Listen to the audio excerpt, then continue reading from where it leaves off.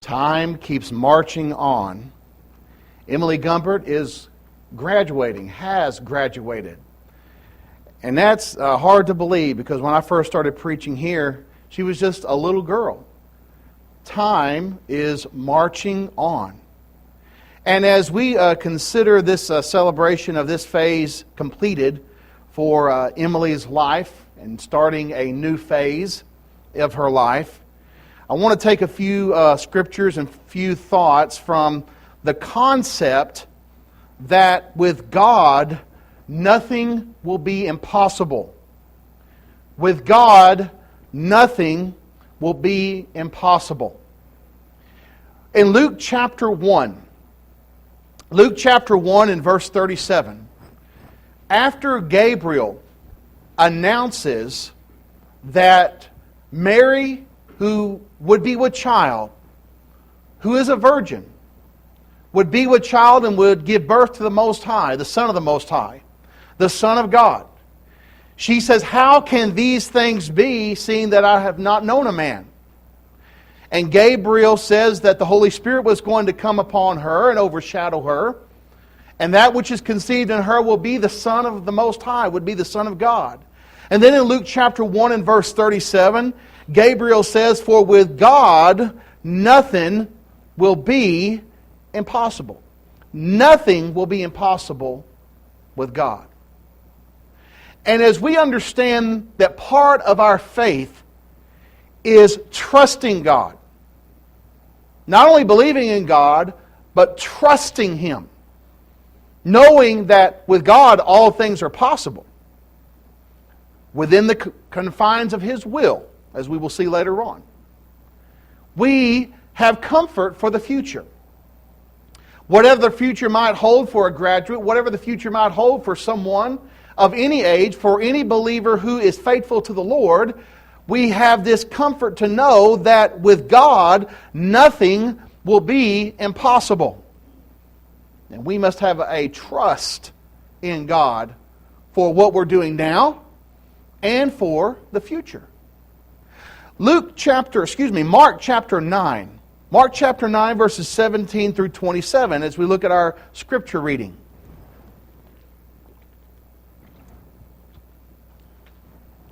One of the crowd answered and said, Mark 9:17, "Teacher, I brought you my son who has a mute spirit. And wherever it seizes him, it throws him down. He foams at the mouth and gnashes his teeth and becomes rigid. So I spoke to your disciples that they should cast it out, but they could not."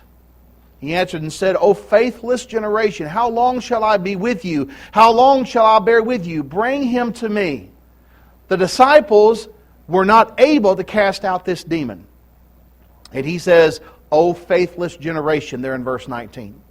Verse 20, "Then they brought him to him, and then he saw him. Immediately the spirit convulsed him, and he fell on the ground and wallowed, foaming at the mouth." Verse 21, "So he answered and asked his father, 'How long has this been happening to him?' And he said, 'From childhood this has been going on.'" Verse 22, "And how often has he thrown him both into the fire and into the water to destroy him? But if you can do anything, have compassion on us and help us." Often he would throw him into the fire, into the water. The demon inside him, this unclean spirit, was trying to destroy this young man's body. God allowed wicked, evil spirits to possess men in the first century so that Christ could demonstrate His power over even unclean spirits. Verse 23, Jesus said to him, I want you to notice this, "If you can believe, all things are possible to him who believes." All things are possible to him who believes. Verse 24, "Immediately the father of the child cried out and said, 'Lord, I believe, help my unbelief.'" And I know that there are times that I feel exactly like this father. "Lord, I believe, help my unbelief." That means I have faith, but I have doubts. I need strength. I need a stronger faith. And Jesus is saying here that if you believe, all things are possible. Why? Because with God, nothing will be impossible. We serve an all-powerful God. And in verse 24, immediately the Father, after he cried out, verse 25, when Jesus saw the people came running together, he rebuked the unclean spirit, saying to it, deaf and dumb spirit, I command you, come out of him and enter him no more. Verse 26, then the spirit cried out and convulsed him greatly and came out of him, and he became as one dead, so that many said, he is dead. But Jesus took him up by the hand and lifted him up, and he arose. The disciples could not do this. Remember, they had been given miraculous powers according to Matthew chapter 10. But they were not able to do this. And notice what it says in verse 19. O faithless generation, how long shall I be with you? How long shall I bear with you? Faithlessness. Little faith. But if we trust God as we ought, with God all things are possible. And those who believe, all things are possible to him who believes and puts their trust in him. In Mark chapter 10, turn over to the next chapter. Mark chapter 10, Jesus again is going to emphasize this principle that with all things for God are possible. He had just in the context here told the rich young ruler that he needs to sell all of his possessions, give them to the poor, take up his cross and follow him. And the young ruler who was rich went away sorrowfully because he had many great possessions. Then Jesus looked around, verse 23, Mark chapter 10, to his disciples and said, how hard is it for those who have riches to enter the kingdom of God? And the disciples were astonished at his words. But Jesus answered and said to them, children, how hard is it for those who trust in riches to enter the kingdom of God? He's making it very clear that just because a person is rich doesn't mean they're automatically right with God. That's why the disciples were astonished at his words. Why? Their concept was, if you're rich, you must be right with God. There's people today who believe that way. You're rich, your business is successful, you're making money hand over fist, you must be right with God. In fact, we even use the phrase, he must be doing something right, making a lot of money. But that's not always the case. And notice what he says there, how hard is it for those who trust in riches? There's the problem. Nothing wrong with being rich, but those who trust in riches to enter the kingdom of God. Verse 25, it is easier for the camel to go through the eye of a needle than for a rich man to enter the kingdom of God. And he's talking about those in verse 24 who trust in riches. That's not where we're supposed to put our trust. 1 Timothy chapter 6, Paul tells us not to put our trust in uncertain riches, but in the living God. We're to use our riches to help other people. He says it's easier for a camel to go through the eye of a needle than for a rich man to enter the kingdom of God. Verse 26, they were greatly astonished, saying among themselves, then who can be saved? That was their mindset. If the rich can't be saved, then who can? Again, because of their misunderstanding of things. Jesus looked at them and said, with men it is impossible, but not with God. For with God all things are possible. All things are possible with God. And so even though people may be rich, they still can be saved if they get their heart right with God's Word. If they come into compliance with what God wishes for them. Obedience to the gospel and living the Christian life. You can have riches and use those riches to the glory of God and helping those who are in need. With men, this is impossible. Men can't do that. But with God, it's not. For with God, all things are possible. Look at Mark chapter 14. Mark chapter 14. This goes back to what I was saying earlier. It must be within the confines of God's will. All things are possible according to God's will. Mark chapter 14, verses 35 and 36. He went a little farther, fell on the ground. He's in the Garden of Gethsemane in this context here. He's just about to be arrested, just about to be put on trial, just about to go through the mockery and the beatings, just about to be scourged and go to the cross. He's in the Garden of Gethsemane, and notice verse 35, he went a little farther, fell on the ground and prayed that if it were possible, the hour might pass from him. In other words, if it was possible for mankind to be saved apart from what he had to do to be identified with sin, he was wishing that to happen. Now notice what he says in verse 36. He said, Abba, Father, all things are possible for you. Take this cup away from me. Nevertheless, not what I will, but what you will. See, all things are possible with God according to His will. And that's what we all must remember.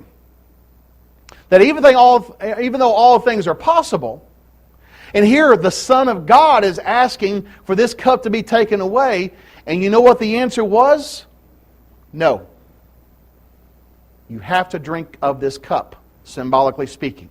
You must drink of this cup of suffering. You must take upon yourself the sins of the world.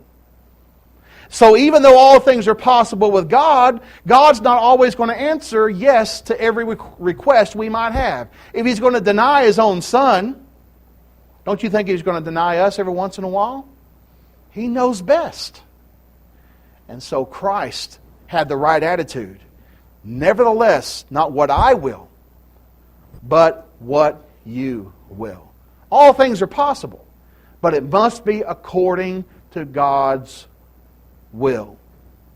So as we consider that, and we consider living the Christian life, as this message is for Emily and for all of us, that we consider living our life from this point forward, that we're going to do this in the strength that God gives us, that strength found in the Word of God. And as we realize that whatever situation we might find ourselves in, we can consider ourselves blessed. Philippians chapter 4, verses 10 through 13, the most upbeat, the most positive epistle that you'll find in the New Testament is the book of Philippians written from prison. Rejoice in the Lord always. And again I say rejoice. The concept of rejoicing and being joyful is found throughout the book of Philippians. So no matter your circumstances, we can rejoice in God's will, and God will give us the strength to do His will. Look at verse 10, Philippians chapter 4 and verse 10. But I rejoice in the Lord greatly, that now at last your care for me has flourished again, though you surely did care, but you lacked opportunity. They were financially supporting Paul. Now that I speak, not that I speak in regard to need, for I have learned in whatever state I am to be content. That's a hard thing to do.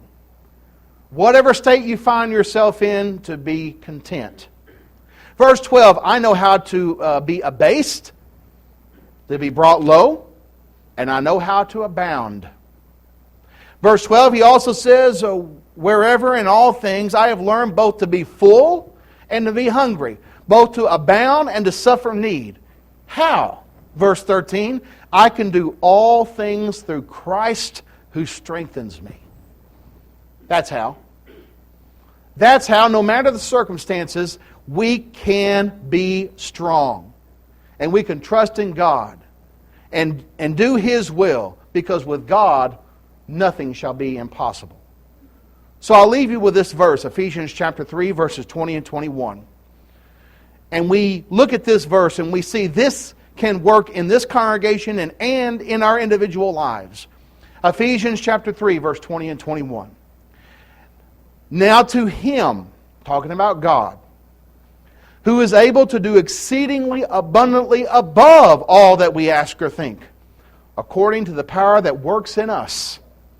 To Him be glory in the church by Christ Jesus to all generations forever and ever. Amen. With God, nothing will be impossible. Perhaps there is someone here tonight that needs to obey the gospel, needs to be saved. You have to come to God on His terms. Believe in Him with all your heart. Make the great confession that He is the Son of God. Repent of all your sins, and we have water available. We can immerse you. We can baptize you into Christ for the forgiveness of your sins, and the Lord will add you to the church, because there's nothing impossible with God. It matters not the multitude nor the magnitude of your sin. If you're willing to turn away from it, He will forgive.